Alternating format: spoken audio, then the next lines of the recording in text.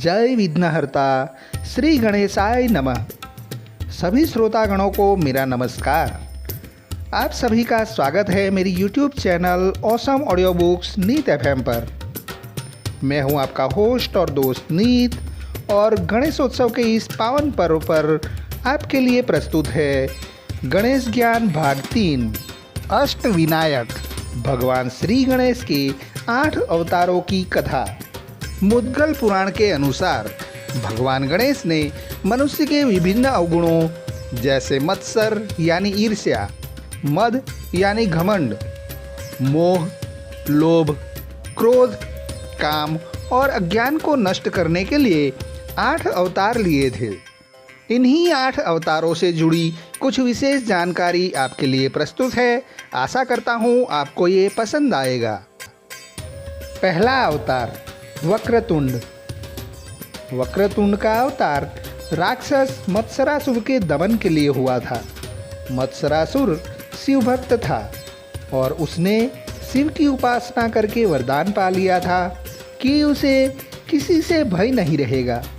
मत्सरासुर ने देवगुरु शुक्राचार्य की आज्ञा से देवताओं को प्रताड़ित करना शुरू कर दिया। उसके 2 पुत्र भी थे, सुंदर प्रिय और विषय प्रिय। ये दोनों भी बहुत अत्याचारी थे। सारे देवता शिव की शरण में पहुंच गए। शिव ने उन्हें आश्वासन दिया कि वे गणेश का आह्वान करें। गणपति वक्रतुंड अवतार लेकर आएंगे। देवताओं ने आराधना की और गणपति ने वक्रतुंड अवतार लिया। वक्रतुंड भगवान ने मत्सरासुर के दोनों पुत्रों का संहार किया और मत्सरासुर को भी पराजित कर दिया।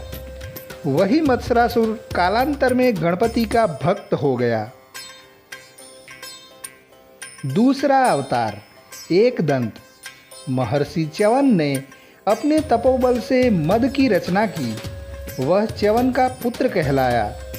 मद ने दैत्यों के गुरु शुक्राचार्य से दीक्षा ली। शुक्राचार्य ने उसे हर तरह की विद्या में निपुण बनाया। शिक्षा होने पर उसने देवताओं का विरोध शुरू कर दिया। सारे देवता उससे प्रताड़ित रहने लगे। मद इतना शक्तिशाली हो चुका था कि उसने भगवान शिव को भी पराजित कर दिया। सारे देवताओं ने मिलकर गणपति की आराधना की। तब भगवान गणेश एक दंत रूप में प्रकट हुए। उनकी 4 भुजाएं थीं, एक दांत था, पेट बड़ा था और उनका सिर हाथी के समान था। उनके हाथ में पास, परशु और एक खिला हुआ कमल था। एक दंत ने देवताओं को अभय वरदान दिया और मदासुर को युद्ध में पराजित किया। तीसरा अवतार महोदर। जब कार्तिकेय ने तारकासुर का वध कर दिया तो दैत्य गुरु शुक्राचार्य ने मोहासुर नाम के दैत्य को संस्कार देकर देवताओं के खिलाफ खड़ा कर दिया। मोहासुर से मुक्ति के लिए देवताओं ने गणेश की उपासना की। तब गणेश ने महोदर अवतार लिया। महोदर का उदर यानी पेट बहुत बड़ा था। वे मूषक पर सवार होकर मोहासुर के नगर में पहुँचे तो मोहासुर ने बिना युद्ध किए ही गणपति को अपना इष्ट बना लिया। चौथा अवतार गजानन। एक बार धनराज कुबेर भगवान शिव पार्वती के दर्शन के लिए कैलाश पर्वत पर पहुंचा। वहां पार्वती को देख कुबेर के मन में काम प्रधान लोभ जागा। उसी लोभ से लोभासुर का जन्म हुआ। वह शुक्राचार्य की शरण में गया और उसने शुक्राचार्य के आदेश पर शिव की उपासना शुरू की। शिव लोभासुर से प्रसन्न हो गए। उन्होंने उसे सबसे निर्भय होने का वरदान दिया। इसके बाद लोभासुर ने सारे लोकों पर कब्जा कर लिया और खुद शिव को भी उसके लिए कैलाश को त्यागना पड़ा। तब देवगुरु ने सारे देवताओं को गणेश की उपासना करने की सलाह दी। गणेश ने गजानन रूप में दर्शन दिए और देवताओं को वरदान दिया कि मैं लोभासुर को पराजित करूंगा। गणेश ने लोभासुर को युद्ध के लिए संदेश भेजा। शुक्राचार्य की सलाह पर लोभासुर ने बिना युद्ध किए ही अपनी पराजय स्वीकार कर ली। पांचवा अवतार लंबोदर। समुद्र मंथन के समय भगवान विष्णु ने जब मोहिनी रूप धरा तो शिव उन पर काम मोहित हो गए। उनका शुक्र स्खलित हुआ, जिससे एक काले रंग के दैत्य की उत्पत्ति हुई। इस दैत्य का नाम क्रोधासुर था। क्रोधासुर ने सूर्य की उपासना करके उनसे ब्रह्मांड विजय का वरदान ले लिया। क्रोधासुर के इस वरदान के कारण सारे देवता भयभीत हो गए। वो युद्ध करने निकल पड़ा।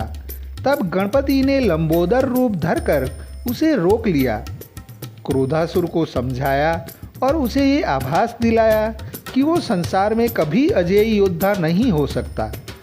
क्रोधासुर ने अपना विजयी अभियान रोक दिया और सब कुछ छोड़कर पाताल लोक में चला गया। छठा अवतार विकट। भगवान विष्णु ने जलंधर के विनाश के लिए उसकी पत्नी वृंदा का सतीत्व भंग किया। उससे एक दैत्य उत्पन्न हुआ। उसका नाम था कामासुर। कामासुर ने शिव की आराधना करके त्रिलोक विजय का वरदान पा लिया।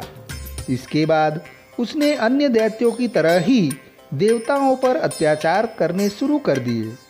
तब सारे देवताओं ने भगवान गणेश का ध्यान किया। तब भगवान गणपति ने विकट रूप में अवतार लिया। विकट रूप में भगवान मोर पर विराजित होकर अवतरित हुए। उन्होंने देवताओं को अभय वरदान देकर कामासुर को पराजित किया। सातवां अवतार विघ्नराज। एक बार पार्वती अपनी सखियों के साथ बातचीत के दौरान जोर से हंस पड़ी। उनकी हंसी से एक विशाल पुरुष की उत्पत्ति हुई। पार्वती ने उसका नाम ममता रख दिया। वह माता पार्वती से मिलने के बाद वन में तप के लिए चला गया। वहीं उसकी मुलाकात संबरासुर से हुई। संबरासुर ने उसे कई आसुरी शक्तियाँ सिखा दी। उसने मम को गणेश की उपासना करने को कहा। मम ने गणपति को प्रसन्न कर ब्रह्मांड का राज मांग लिया। संबर ने उसका विवाह अपनी पुत्री मोहिनी के साथ कर दिया। शुक्राचार्य ने मम के तप के बारे में सुना तो उसे दैत्यराज के पद पर विभूषित कर दिया। ममासुर ने भी अत्याचार शुरू कर दिए और सारे देवताओं को बंदी बनाकर कारागार में डाल दिया। तब देवताओं ने गणेश की उपासना की। गणेश विघ्नराज के रूप में अवतरित हुए। उन्होंने ममासुर का मान मर्दन कर देवताओं को छुड़वाया। विघ्नराज के रूप में गणेश जी मूषक पर नहीं अपितु शेषनाग पर बैठकर प्रकट हुए थे। आठवां अवतार धूम्रवर्ण। एक बार भगवान ब्रह्मा ने सूर्यदेव को कर्म राज्य का स्वामी नियुक्त कर दिया। राजा बनते ही सूर्य को अभिमान हो गया। उन्हें एक बार छींक आ गई और उस छींक से एक दैत्य की उत्पत्ति हुई। उसका नाम था अहम। वो शुक्राचार्य के समीप गया और उन्हें गुरु बना लिया। वह अहम से अहंतासुर हो गया। उसने खुद का एक राज्य बसा लिया और भगवान गणेश को तप से प्रसन्न करके वरदान प्राप्त कर लिए। उसने भी बहुत अत्याचार और अनाचार फैलाया। तब गणेश ने धूम्रवर्ण के रूप में अवतार लिया। उनका वर्ण धुएं जैसा था। वे विकराल थे। उनके हाथ में भीषण पास था जिससे बहुत ज्वालाएं निकलती थी। धूम्रवर्ण ने अहंतासुर का पराभव किया। उसे युद्ध में हराकर अपनी भक्ति प्रदान की। जय विघ्नहर्ता श्री गणेशाय नमः।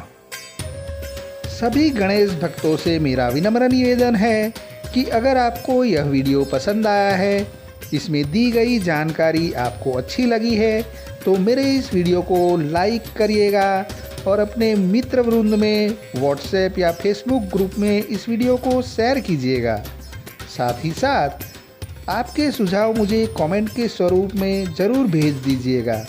और मेरे इस चैनल पर गणेश ज्ञान के वीडियो के अलावा शिव ज्ञान, कृष्ण ज्ञान और बहुत सी मोटिवेशनल ऑडियो बुक्स है। उसे सुनने के लिए मेरे चैनल ऑसम ऑडियो बुक्स नीत FM को सब्सक्राइब कर लेना।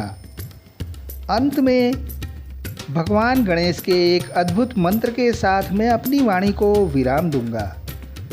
ओम भगवन विनायकाय नमः। मुदाकरात्त मोदकम सदा विमुक्ति साधकम कलाधरावंतसकम विलासी लोक रक्षकम अनायकैक नायकम विनाशिते भदैर्यकम नताशुभाशुनाशकम नमामि तम विनायकम। अर्थात मैं भगवान विनायक को प्रणाम करता हूँ। वह जो आनंद और मोदक धारण करते हैं और हमेशा मुक्ति प्रदान करने वाले हैं। वह जो चंद्रमा की कलाओं को अपना आभूषण बनाते हैं और समस्त जगत के रक्षक है। वह जिनका कोई नायक नहीं है, स्वयं ही नायक है और जिन्होंने भयंकर दैत्यों का नाश किया है, जो भक्तों के अशुभ और तत्काल कष्टों का नाश करते हैं, ऐसे विनायक को मैं प्रणाम करता हूँ। तो इसी के साथ आपके अच्छे स्वास्थ्य की कामना करते हुए मैं आपसे विदा लेता हूँ। फिर से मिलेंगे नई ऑडियो बुक के साथ। तब तक आप स्वस्थ रहे, सलामत रहे। जय भारत, जय हिंद, अस्तु।